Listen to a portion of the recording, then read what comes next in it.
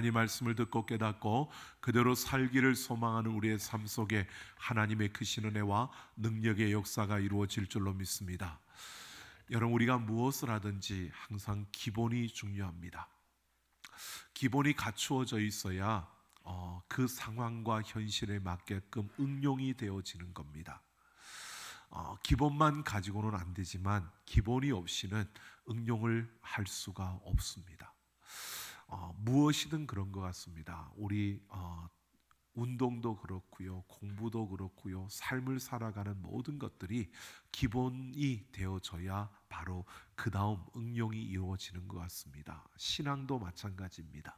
우리의 기본이 바로 되어져야 그 다음 그 응용이 되어져서 어떤 환경 속에 있더라도 우리가 열매를 맺는 그러한 걸음을 걸어갈 수 있습니다.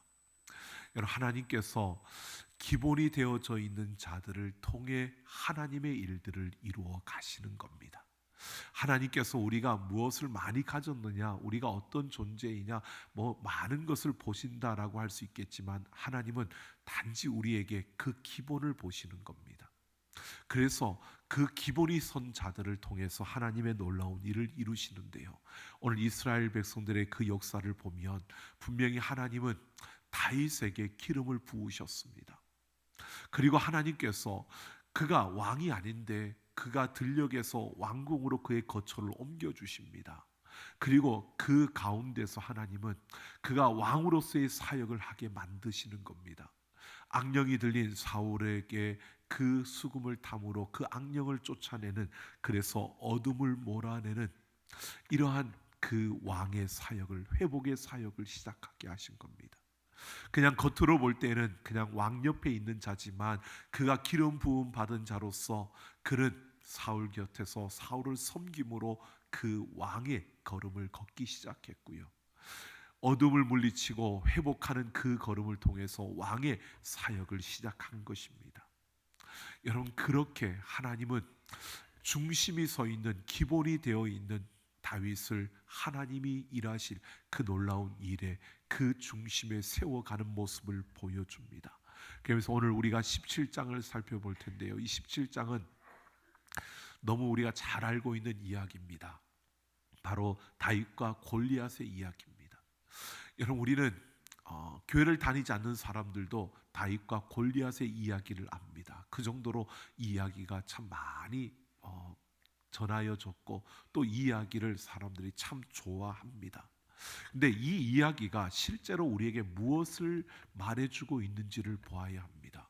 여러분, 다윗과 골리앗의 이야기는 어린 다윗이 골리앗을 이겼다, 말도 안 되는 그 불가능한 일이 그에게 이루어졌다, 이렇게도 볼 수 있지만, 여러분, 이 이야기는 가만히 보면요, 하나님께서 다윗에게 기름 붓고 다윗의 이름을 여러분 이스라엘 백성들 위해 높이는, 그래서 이스라엘 백성들 모두가 다윗이 어떤 사람인지를 알게 되는 계기가 바로 이 다윗과 골리앗의 이 싸움이었습니다. 그러니까 사울이 기름 부음 받아 왕이 되었을 때 이스라엘 백성들 가운데 모두가 사울을 인정한 게 아니었습니다. 그런데 암몬과의 전쟁을 통해서 하나님은 사울을 이스라엘 백성들 모두가 인정하는 그런 자리에 높이셨고 그를 왕으로 세워 그 왕의 자리에서 서게 만들어 주셨던 것처럼요, 바로 다윗을 이스라엘 백성들 모두에게 그 다윗의 이름을 새겨주고 있는 사건이 바로 이 골리앗과의 전쟁이었습니다. 오늘 이 골리앗과 다윗의 이 전투, 이 전쟁을 우리가 살펴보면서요, 무엇보다 다윗이 서 있는 그 삶과 신앙의 그 중심, 그 기본, 다윗의 기본이 무엇인가를 우리가 살펴보면서 우리가 이 세대 속에서 우리의 삶과 우리의 그 걸음 속에 정말 중심이 되어져야 할 신앙의 그 기본기가 무엇인가를 우리가 살펴보고, 우리가 그러한 신앙의 기본기를 갖추려면 어떻게 해야 될 것인가를 우리가 함께 생각해 보려고 합니다.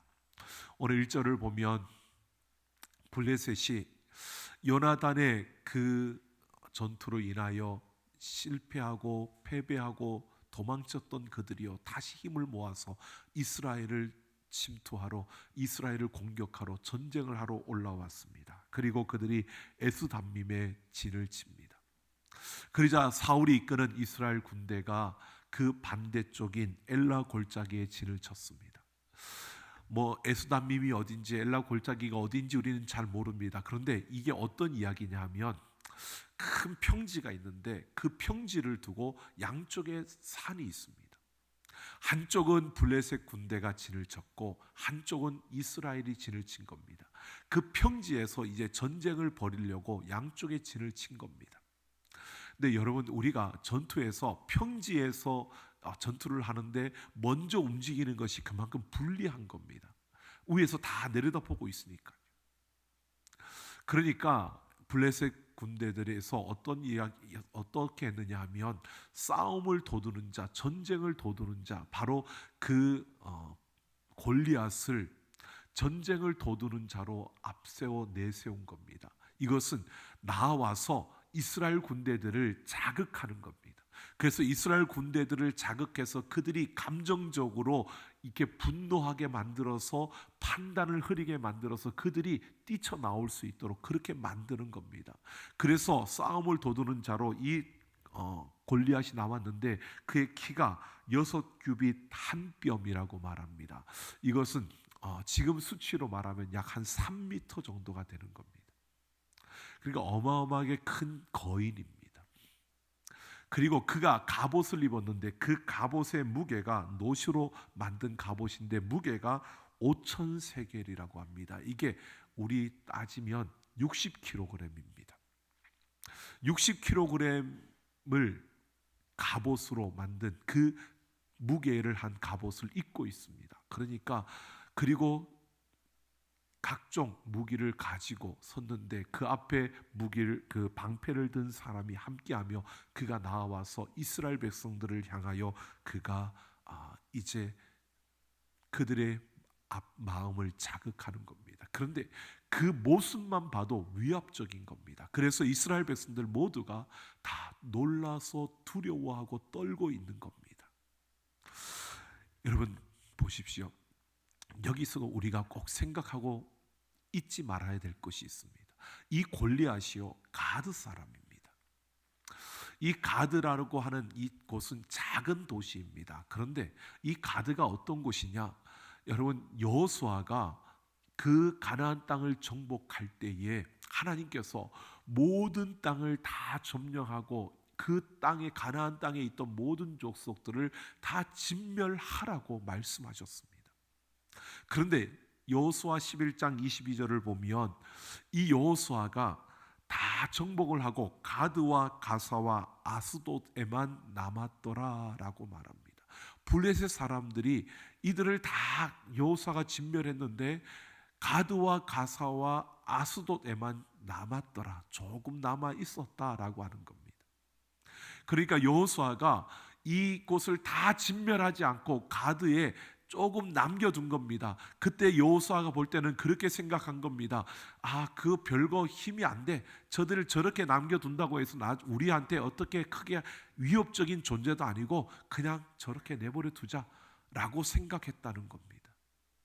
그렇게 남겨둔 가드의 그 후손 중에 이 골리앗이 나온 겁니다.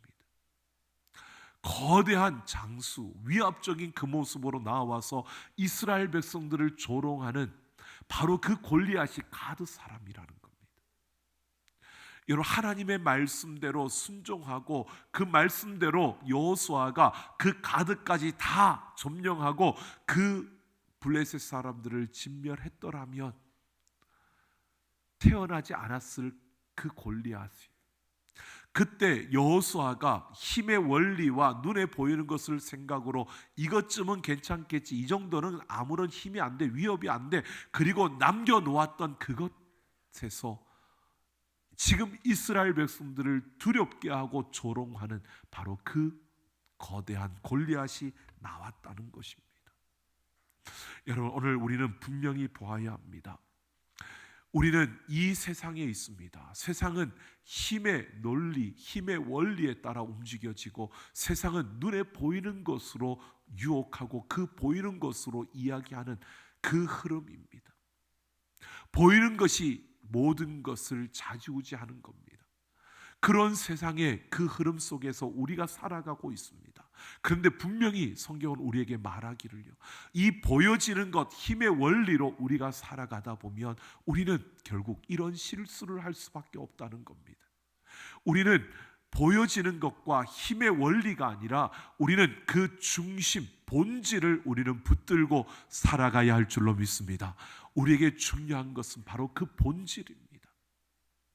바로 이 세상을 움직이시는 하나님, 이 땅이 아무리 힘의 원리와 보이는 것들에 현혹되고 유혹되어 그렇게 흘러가는 것처럼 보여지더라도 이 땅을 움직이시는 분은 눈에 보이지 않는 하나님이신 줄로 믿습니다. 그 하나님을 붙들고 그 하나님의 말씀에 순종하며 그 하나님과 함께해야 우리가 실수하지 아니하고 우리가 넘어지지 않을 수 있다는 겁니다. 우리는 무언가를 이룰 때에 여러분, 이것쯤이야 라고 생각하며 남겨두어서는 안 된다는 것입니다. 그 하나님 말씀에 철저하게 순종하며 우리가 다른 데 마음을 두는 것이 아니라 본질, 그 하나님의 말씀, 그 하나님께 우리의 마음을 두고 달려갈 수 있는 우리의 걸음이 되어지기를 소망합니다. 여러분, 이렇게 골리앗이 나와서 이스라엘 백성들을 두렵게 하고 그들을 조롱하고 있는 이 전쟁터예요. 하나님께서 그 치밀한 각본에 의해서 바로 다윗을 등장시키고 있습니다. 여러분, 다윗이 전쟁에 참여하기 위해 그곳에 간 것이 아닙니다. 전쟁을 구경하기 위해서 간 것도 아닙니다. 전쟁이 어떻게 됐나 궁금해서 찾아간 것도 아니고요. 다윗은 아버지의 그 심부름으로 그곳에 간 겁니다. 그곳에 가보았더니 40일 동안 골리앗이 매일같이 나와서 이스라엘 백성들을 조롱하는 겁니다. 그런데 이스라엘 백성들은 다 떨면서 두려워하면서 아무런 대안을 내놓지 못하고 그냥 떨고 있는 겁니다. 이런 상황 속에서 다윗이요, 그 모든 것을 보면서 그는 26절에 보면 이렇게 말합니다. 여러분, 그 상황을 보면서 다윗이요, 이 할례 받지 않은 블레셋 사람이 누구이기에 살아계시는 하나님의 군대를 모욕하겠느냐라고 합니다. 그러니까 지금 다윗은 이 상황을 다르게 보고 있는 겁니다. 그는 그 골리앗을 향하여서 위협적이고 거대한 장수로 보는 게 아니라 그를 할례 받지 못한 자, 즉 하나님의 택함을 받지 못한 백성, 하나님의 택함 받지 못한 자, 하나님께 저주받은 자로 보고 있는 겁니다. 그리고 두려워 떨고 있는 이스라엘 백성들을 살아계신 하나님의 군대라고 말하고 있습니다. 이것은요, 다윗은 지금 그 어린 다윗은요, 눈에 보이는 것이 아니라 눈에 보이지 않는 하나님을 보고 있는 겁니다. 그는 하나님을 보면서 이 전쟁은 하나님의 전쟁으로 보고 있는 겁니다. 그러니까 힘의 원리에 의해서 판가름 나는 전쟁이 아니고 군사를 많이 가졌다고 이길 수 있는 전쟁이 아니라 골리앗과 같은 그러한 거대한 위협적인 장수가 있다고 해서 이기는 전쟁이 아니라 하나님이 함께하느냐 함께하지 않느냐에 따라 승패가 갈려지는 그러한 전쟁이라고 다윗은 보고 있는 겁니다. 그러니까 다윗은 눈에 보이는 것이 아니라 보이지 않는 하나님을 바라보고 있는 것입니다. 여러분, 그 다윗이 사울 앞에 섭니다. 32절을 보면 사울 앞에 서서요, 다윗이 이렇게 말합니다. 주의 종이 가서 저 블레셋 사람과 싸우겠다라고 합니다. 내가 가서 저 블레셋 사람과 싸우겠습니다. 왕에게 말합니다. 근데 사울이 뭐라고 하느냐면요, 이렇게 말합니다. 너는 소년이고 그는 어려서부터 용사라라고 말합니다. 사울이 바라보는 것은요, 너는 어린아이, 너는 전쟁의 비전문가고 저는 어려서부터 용사라, 저는 전쟁의 전문가다. 전문가와 비전문가가 함께 겨루면 누가 이길까요? 여러분, 세상에 그 힘의 원리와 그리고 보이는 것에 따라서 사울은 바라보면서 그렇게 말합니다. 너는 비전문가고 저는 전문가인데 어떻게 싸울 수 있겠느냐? 말도 안 된다. 전문가에게 네가 어떻게 감당할 수 있겠느냐? 안 된다는 겁니다. 여러분, 똑같은 그 상황 속에 있지만 다윗과 사울이 바라보는 그 시점이, 그 관점이 다른 겁니다. 다윗은 하나님의 전쟁으로 보고 있는 겁니다. 보이지 않는 하나님이 이 모든 것을 주관하고 있고 그 하나님이 더 크다는 것을 다윗은 보고 있고요. 사울은 너는 비전문가고 저 골리앗은 전문가야. 힘의 원리로 보이는 것으로, 눈에 보이는 것으로 그것을 보고 있는 겁니다. 그러자 다윗이 이렇게 말합니다. 36절을 보면요, 내가 들에서 양을 지킬 때에 곰과 사자들이 내 양을 빼앗아 가려고 올 때 내가 그들을 맞서 싸웠던 것처럼 내가 저 블레셋 사람을 내가 치겠습니다. 그러니까 사자와 곰을 치듯이 내가 저 블레셋 사람을 치겠다는 겁니다. 양떼를 칠 때 그 경험으로 내가 하겠다는 겁니다. 그러면서 다윗이 말하는 게요, 내가 양떼를 칠 때 그 사자들이 발톱을 가지고 나를 삼키려고, 나를 죽이려고 달려들 때 내가 돌을 들고, 하나님, 내가 이 돌을 가지고 던져서 저 사자를 맞출 때 하나님, 이 돌로 저 사자를 무너뜨려 달라고 그 하나님의 도움을 구하며 내가 그 하나님을 의지하고 이 돌을 던져 저 사자를 와에 싸울 때 하나님이 그 사자의 발톱에서 나를 건져 주셨다고. 그처럼 내가 돌을 들고 나아가 저 블레셋 사람과 싸울 때 하나님이 저 블레셋 사람을 무너뜨려 주실 것이고 그 손에서 나를 건져 주실 것이라고. 다윗이 사울 왕 앞에서 이렇게 이야기하는 겁니다. 너는 비전문가고 저는 전문가니까 안 돼 라고 하는 이 사울 앞에서 다윗이 말하는 겁니다. 내가 경험했던 그 하나님, 그 하나님은 사자와 그 곰의 발톱에서 나를 건져내셨던 하나님입니다. 내가 그 사자와 곰을 감당할 수 있는 자가 아닌데 그 하나님을 의지하고 나아갈 때 그 하나님께서 나에게 승리를 주셨던 것처럼 저 블레셋 사람과 내가 맞닥뜨릴 때 하나님이 내게 승리를 주실 겁니다. 여러분, 이렇게 다윗이 말하니까요, 사울이 가라, 여호와께서 너와 함께 계시기를 원하노라 라고 말합니다. 여러분, 다 사울이 감동을 받아서 지금 다윗에게 가라고 말하는 게 아닙니다. 너는 비전문가고 그는 전문가인데 말도 안 돼 라고 하는데도 불구하고 꾸역꾸역 우기고 있는 다윗처럼 보이는 겁니다. 사울의 눈에는 그렇게 우기니까 사울이 마지 못해서 허락을 하고 있는 겁니다. 그러면서 하나님이 너와 함께 계시기를 원한다, 그냥 형식적으로 말하고 있는 겁니다. 그러니까 사울의 마음에는 그런 겁니다. 너는 안 돼. 야, 마치 이런 겁니다. 하루 강아지 범 무서운 줄 모른다고. 네가 어떻게 그 비전문가인, 네가 어떻게 전문가인 저 사람하고 맞설 수 있어? 안 돼.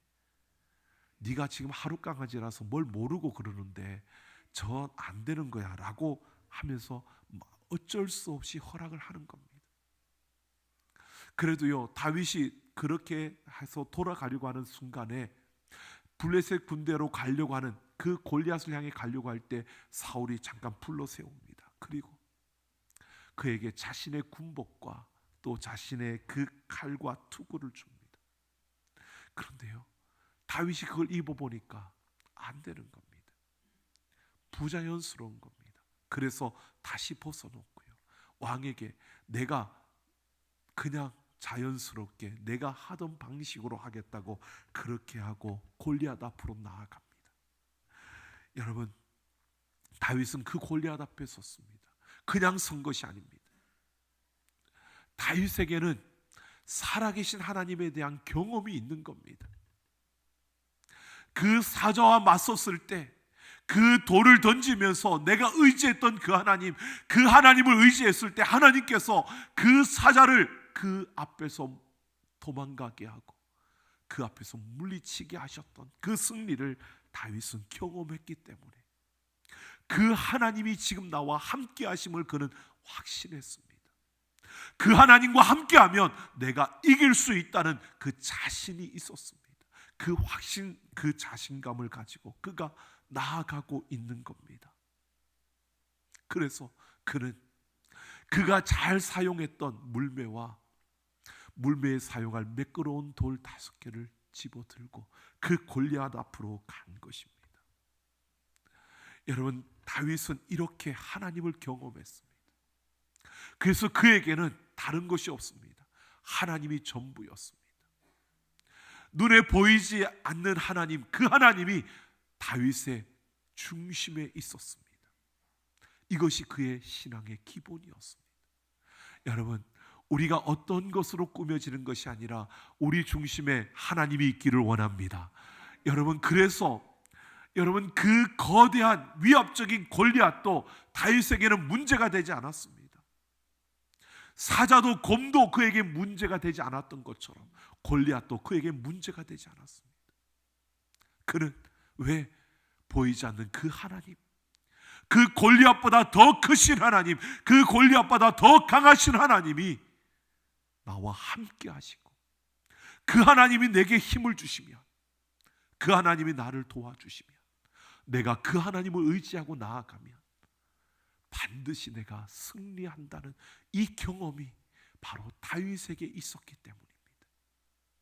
이게 바로 다윗의 모습이었습니다. 여러분, 오늘 우리는 어떻습니까? 보여지는 것 때문에 두려워하고 보여지는 것들 때문에 떨고 무서워하며 근심하고 걱정하십니까? 여러분, 오늘 우리는 세상에서 우리를 유혹하는 보여지는 것들로 인하여서 흔들리고 있지 않습니까? 오늘 우리가 하나님을 믿는다고 말하면서도요, 이 믿음이 그냥 글로 된 믿음이 아니라 살아있는 믿음이 되어서 우리의 삶에서 실천하고, 그래서 살아계신 그 하나님을 경험함으로 내가 어떤 순간에도 흔들리지 않는, 어떤 순간에도 이 중심에 믿음으로 달려가는 우리가 되기를 예수님의 이름으로 축원합니다. 그 살아계신 하나님을 경험함으로 내 안에 이 참된 믿음이 세워져야 하는 겁니다. 하나님은 보이지 않지만 이 땅을 움직여 가시는 줄로 믿습니다. 그 하나님은 우리를 사랑하십니다. 그 하나님은 우리를 귀하게 여기십니다. 그 하나님께서 우리를 결코 버리거나 내버려 두지 않으실 줄로 믿습니다. 그렇다면 우리는 그 하나님을 붙들고 우리는 실천해야 합니다. 내 삶의 순간순간마다 그 하나님이 나의 도움이 되심을 믿고 그 하나님의 도우심을 구하며, 여러분, 맞닥뜨려 보십시오. 나를 힘들게 하는 그 문제들 앞에 여러분 피하거나 도망가지 마시고요, 맞닥뜨려 보십시오. 하나님이 어떻게 하시는지, 하나님이 하나님 되심을 보여주시는 그 역사를 바라보며 믿음으로 달려가는 우리가 되기를 예수님의 이름으로 축원합니다. 마가복음 4장 35절을 보면 예수님과 제자들이 배를 타고 갈릴리 호수를 건너는 중에 풍랑을 만납니다. 예수님은 피곤하셨는지 그 배에 주무시고 있는데 제자들이 혼비백산되었습니다. 이 풍랑을 이겨낼 수가 없을 것 같았습니다. 이 풍랑에 배가 파손되고 다 거기에 빠져 죽을 것처럼 느껴졌습니다. 그들이 어찌할 수 없으니까 예수님을 깨웁니다. 우리가 다 죽게 되었다고. 그러자 예수님께서 그 바람과 바다를 잠잠케 하십니다. 그때 제자들이 서로 이렇게 말합니다. 두려워하면서요, 그가 누구이기에 바람과 바다도 순종하는 거. 바람과 바다를 잠잠케 하시는 그 하나님, 그 하나님이 우리와 함께 하시는 줄로 믿습니다. 여러분, 세상에 그 어떤 힘으로 할 수 없는 그 역사를 하나님이 이루십니다. 그러니까 두려워하지 말라는 겁니다. 그 하나님을 붙들고 그 하나님과 함께 나아가는 이 믿음의 걸음을 걸으라는 겁니다. 그러니까 우리의 삶에서요, 위기가 찾아왔을 때 나와 함께 하시는 하나님을 믿는 그 믿음으로 도전하셔야 됩니다. 그래서 그 속에서 살아계신 하나님을 경험해야 우리는 이 믿음이 더 견고해지고 우리는 그 어떤 순간에도 흔들리지 않을 수 있는 겁니다. 이 믿음을 가져야 합니다. 이 믿음을 우리의 삶에서 실천해야 합니다. 여러분, 열왕기상 21장을 보면요, 나봇의 포도원 이야기가 나옵니다. 여러분, 하나님께서 그에게 기업으로 주신 그 포도원을 아합 왕이요 탐내는 겁니다. 아합 왕 자기의 궁전 옆에 있는 그 포도원이 너무 갖고 싶은 겁니다.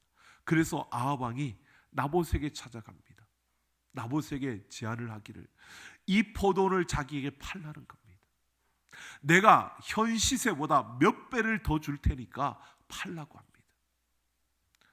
여러분, 돈을 몇 배로 더 준다는데 팔지 않을까요? 나봇이 안 판다는 겁니다. 그러니까 이 아합이 더 갖고 싶으니까 어떻게 했느냐, 이 포도원보다 더 좋고 더 큰 포도원을 줄 테니까 바꾸자는 겁니다. 내가 가진 것보다 더 좋고 더 큰 것과 바꾸자고 하는 겁니다. 여러분, 바꿀까요, 안 바꿀까요? 나봇이 안 바꿉니다. 여러분, 세상의 원리로, 힘의 원리로 생각해 보십시오. 내가 가진 것을 현 시세보다 몇 배를 더해서 사겠답니다. 팔까요, 안 팔까요? 다들 고민이 되시죠? 여러분이 살고 있는 아파트를 지금 예를 들어 3억이라고 하는데 누가 와서 30억에 사겠다 그러면 팔까요, 안 팔까요? 얼른 팔겠죠. 그런데 나봇이 안 팔겠대요. 왜요? 하나님의 기업이기 때문에. 기업이요. 기업은 뭔지 아십니까? 기업이라는 것은 하나님을 섬길 수 있는, 하나님을 섬기는 통로가 기업입니다. 하나님의 통치를, 다스림을 이 땅에 실현하는 그 통로가 기업입니다. 하나님이 나에게 하나님을 섬기고 하나님의 통치를 실현할 수 있는 그 통로로 주신 것이 바로 이 포도원인데, 내가 이것을 포기할 수 없다는 겁니다. 여러분, 그보다 돈을 몇십 배 준다고 하는데 나는 하나님을 섬기고 하나님의 다스림을 실현하는 이것을 포기할 수 없습니다. 이것을 줄 수 없다는 겁니다. 그보다 더 좋은 것, 더 큰 것을 주겠다는데 나 그거 필요 없고 내가 하나님을 섬기고 하나님의 다스림을 실현할 이것만 있으면 됩니다 라고 하는 게 나봇입니다. 미련하게 보이나요? 어리석게 보이시나요? 아니요. 그는 이 세상의 그 어떤 재물보다도 내가 하나님을 섬기는 것을 더 귀하게 여기고 있는 겁니다. 이 세상의 그 어떤 화려함과 그 거대함보다도 그는 하나님의 그 통치를 이 땅에 실현하는 것을 그는 더 귀하고 더 중요하게 여기고 있다는 것을 보여주는 겁니다. 여러분, 오늘 우리에게 말해주고 있습니다. 세상은요, 힘의 원리와 세상은 보이는 것을 가지고 우리를 유혹하고 우리에게 말하고 있는 겁니다. 하나님을 섬기는 것, 이렇게 섬겨도 되잖아. 나중에 더 많이 벌어서 섬기면 되지. 나중에 이렇게 섬기면 되지. 나중에 그렇게 계속 신앙생활 하면 되잖아. 그리고 끊임없이 우리를 유혹합니다. 여러분, 그런데 이 나봇처럼요, 좀 어리석게 보이더라도, 좀 미련하게 보이더라도, 아니요, 내가 하나님을 섬기는 것을 포기할 수 없고 내가 하나님의 말씀대로 살아감으로 하나님이 하나님 되심을 보여주는 것을 내가 포기할 수 없다고, 여러분, 그 보이는 것을 거부할 수 있는 우리가 되기를 소망합니다. 그래야 되는 겁니다. 그것이 우리의 기본이어야 되는 겁니다. 이 기본에서 바로 그 모습이 나오는 겁니다. 조금 미련하게 보일지라도요, 우리의 중심이 하나님을 향한 그 믿음으로 바르게 서 있을 때, 보이는 것보다 보이지 않는 그 하나님을 붙들고 살아갈 때 우리의 인생은 더 견고하고 아름답게 세워지는 겁니다. 여러분, 세계 최초로 세워진 현수교, 샌프란시스코에 있는 그 금문교요, 골든게이트 그 브리지를, 여러분, 그 설계한 자가 레드우드입니다.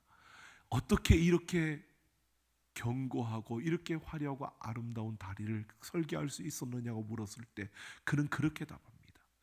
2000년 된 나무를 보았답니다.